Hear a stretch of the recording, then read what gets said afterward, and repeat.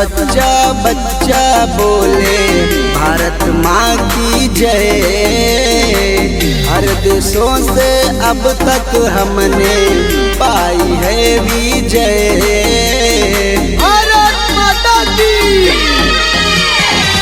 देश का बच्चा बच्चा बोले भारत माँ की जय। हर देशों से अब तक हमने पाई है विजय। तीन रंग के तिरंगे का होता है सम्मान। तिरंगा है हमारी जान, तिरंगा है हमारी शान। तिरंगा है हमारी जान, तिरंगा है हमारी शान।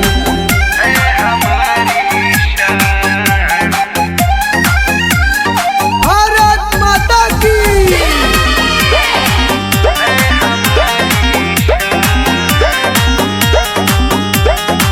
हिंदू मुस्लिम सिख ईसाई सब यहाँ पर रहते हैं।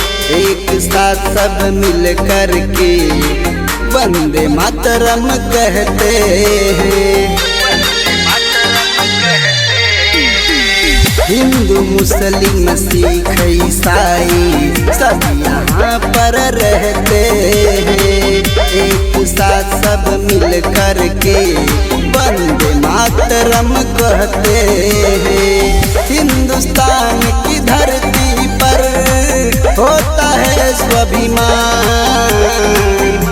तिरंगा है हमारी जान, तिरंगा है हमारी शान। तिरंगा है हमारी जान, तिरंगा है हमारी शान।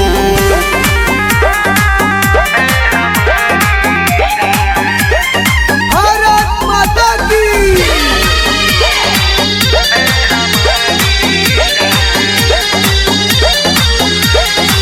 जिन लोगों ने मिटाना चाहा झंडे के पहचान को, देश के वीर जवानों ने मिलकर मिटा दिया शैतानों को।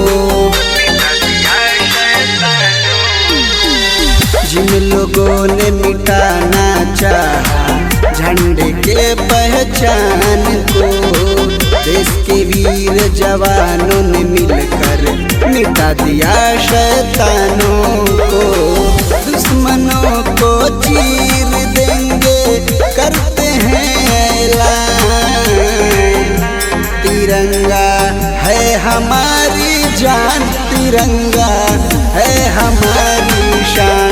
तिरंगा है हमारी जान, तिरंगा है हमारी शान।